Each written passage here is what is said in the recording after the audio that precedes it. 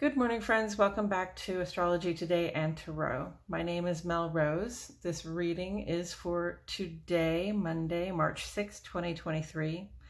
This reading consists of two cards. First, we're going to discuss the card that sits on the side of the page. This relates back to the current portion of the Sun's transit, which is right now in the land of Pisces.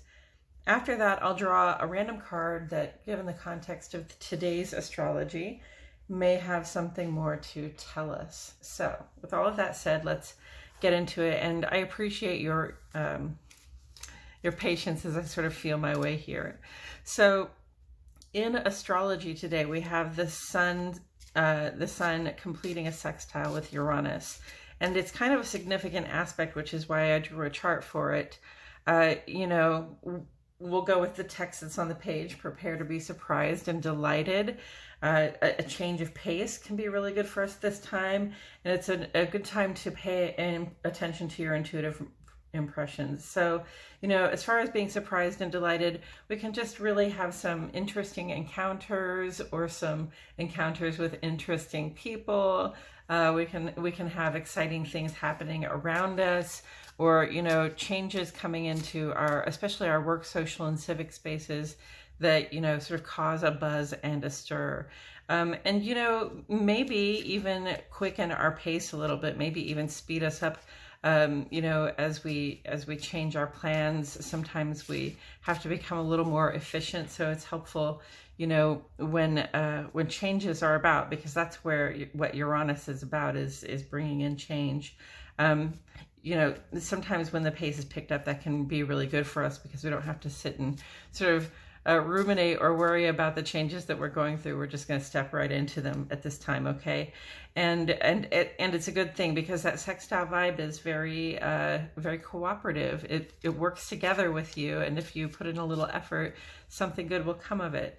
And then, because of that, at this time it's a good time. At this time, it's a good time to be paying attention to your intuitive impressions. Okay, Uranus comes with a little bit of foresight, a little bit of already being in a place of looking ahead, and that's why we want to make changes, right?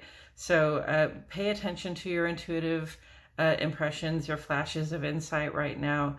Uranus is giving you a little bit of a look into the space where you realize what could be changed for the better to make things more efficient, to work more smoothly, or at least to be more harmonious in your life and in your relationships with other people. And then the moon is opposite to Mercury today. And, with all of this excitement going on, it seems appropriate, moon opposite to Mercury, that we may need some time to sit with our thoughts, okay? Sometimes so many good things are happening, or we're going through so many changes, or things just surprise us in a way where we don't really know what we have to say about a thing, right? So we want to acknowledge it when we're struggling to express ourselves. We want to acknowledge, like, if we're left speechless or dumbfounded by something, it can be kind of hard to reconcile what we've seen with how we feel about it, or what we've seen with what's really possible. So just be aware of that. It's okay to take a little bit of space from all of the surprise and fun and activity. It may be a nice idea at some point today to take a little break, a little snoozer, right? Okay, so the Nine of Cups then is the card that sits on the side of the page, and it does represent that second 10 days of the Sun's transit in the land of Pisces. This is a card about wish fulfillment. It's a card about a certain level of success.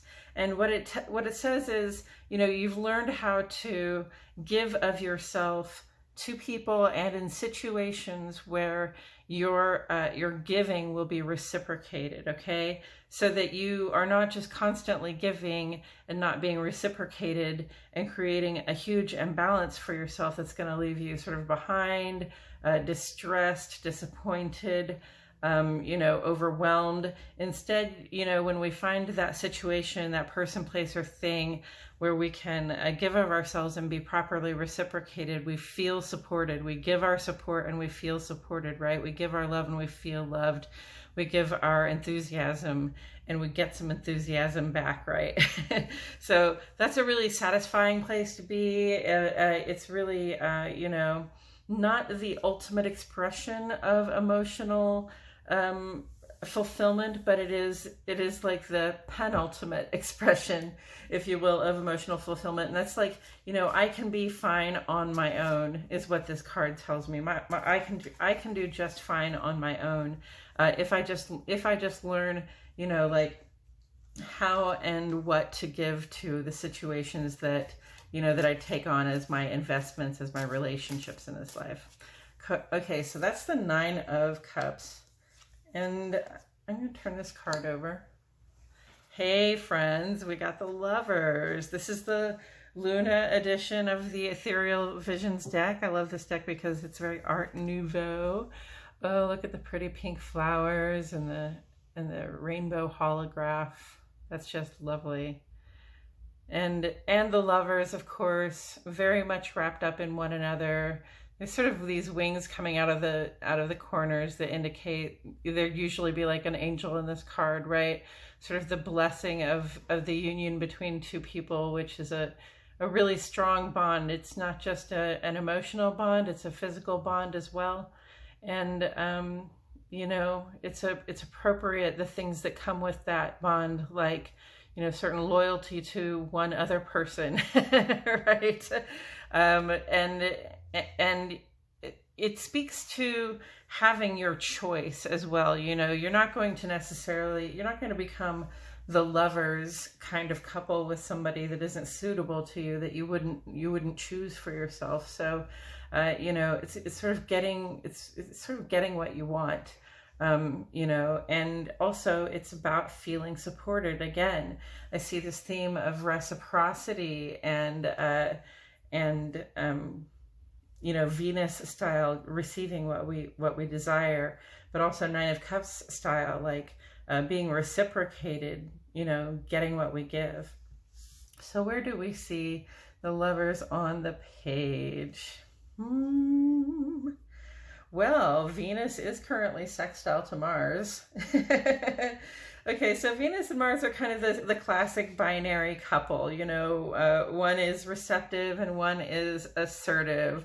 You know, one is a little more relaxed and easygoing and sort of letting things unfold, while the other one is very passionate and assertive and driven to make things happen, right? So, you know, there's a balance to be sought between these two personalities, and that's why they're often perceived of as a couple. In mythology, Venus or Aphrodite, Venus was very smitten with Mars, and Mars was very smitten with Venus. And it's not necessarily that, I don't know that it was necessarily a romance as much as it was like a really irresistible attraction, because Venus had many children by many gods and many men, and Mars certainly had Mars's share of lovers as well. It's not as though they were really committed to one another, but they were irresistibly drawn to one another. So, you know, that's very much the Lovers in mythology. And you know, they're complementary, aren't they? They're kind of opposite, and so they complement. Where one, you know, sort of waits, the other one pursues, and where you know, one lets go, the other one grasps a hold, right? So, you know, that they work very well together that way, and working very well together that way, and then being in a sextile together, much like the Sun is in a sextile with Uranus today. Being in a sextile together, they're cooperating with one another, they're working together, okay? They're doing that thing that they do together so well. And that, you know, if that sounds sexual, it really just may be. But, you know, it's creative work is what it is. It's partnering up for creative work, for the sacred work of creation, for the, you know, for the true intimate work of creation. That doesn't necessarily have to be a lover, although obviously that's where a lot of that points. So, you know, here we are, we have these themes sort of ambient here that say, you know, that say, you know, when we learn how to give of ourselves in a way that we, in a way into people and situations, that we don't become drained, that we can refill our own cup, that there are others there to help us fill our cup, you know, where we can have the reciprocity we need, give and take that we need. When we come to that place of personal emotional stability, right, then, you know, we're in a good condition to become a person, you know, with another person. We're in a good condition to find a love relationship, or, you know, an intensely romantic relationship with one another, a smitten relationship, an irresistible draw to somebody, right? So, you know, love is in the air, friends. It's March. It's spring. Spring is coming, okay? It's going to be here on the 21st.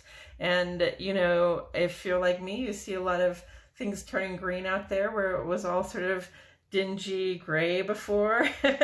So it's really nice to see like the flowers opening up and the leaves poking out. And this is the time when we create life, when we do the work that creates vitality in the world around us, or that celebrates the vitality in the world around us, and that uses that vitality to create something even better, even more beautiful and new. So yes, let's strive for that personal emotional competence, right? Where we know what we know what we have to give, and we know where we can give it and where we cannot, and we trust our instincts and our intuitions to let us know. We trust our senses in general to let us know what it is that you know, where our boundaries are, right? When it is that our boundaries have been crossed, so that we can stop giving to situations where there's no reciprocity, there's no give and take. And when we get to that point, then we really have an opportunity right now, I think, to find a good love affair, even if not forever. And you know, even if not forever, perhaps for a long while, or perhaps just something very, very intense but short. And I'm saying that because the sun is sextile to Uranus, while the Venus is sextile to Mars. You can see that they cross there, right? Those two sextiles cross one another.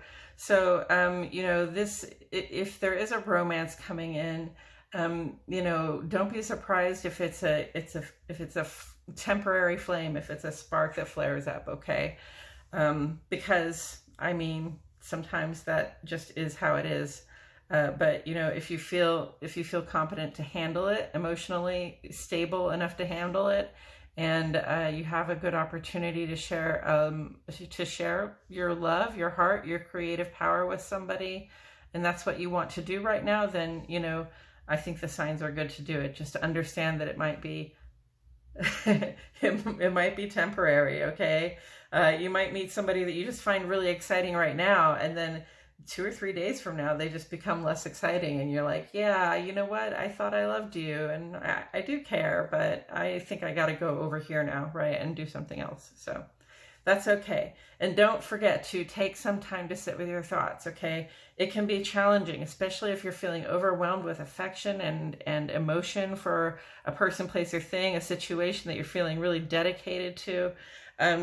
You know, it can be A, very distracting, and B, really hard to voice, to say what it is that you want to say. Or when you do say what you want to say, it sounds really cliche, right? You're like, oh no, I sound so cliche. I don't know how to express like the power of the feeling that I have right now. So it can be really hard to express like our stated objectives with the way we're feeling. It can be really hard to express the way we're thinking with the way we would normally think with what we're thinking right now, or with what we're feeling, right? Because we're a little confused about the difference between the heart and the mind at this time. Okay, so take some time, take a breather, take a break, sit with your own thoughts, journal about it, think about it, be real with yourself about it, okay? Be really real with yourself about it. But that doesn't mean don't enjoy it, right? Just remember, you have to be able to live with yourself at the end of the day, right? You have to not come away from the situation feeling emotionally drained or you know, like somebody wasted a whole bunch of your time. Even you really just want to make sure that you know, that you're feeling like you're strong enough in your heart to have something intense happen and then have it be done. Yeah. Okay, friends, I think that's all I have to say about it. I will be interested to hear about any romantic options that come up for any of you all, or even just whether you feel like you're in that emotionally secure position enough to be ready for that relationship, or how you're doing in your existing long-term romance as well. It's interesting that that came up today. All right. My name is Mel Rose. I'll see you all back here tomorrow for more Astrology Today and Tarot.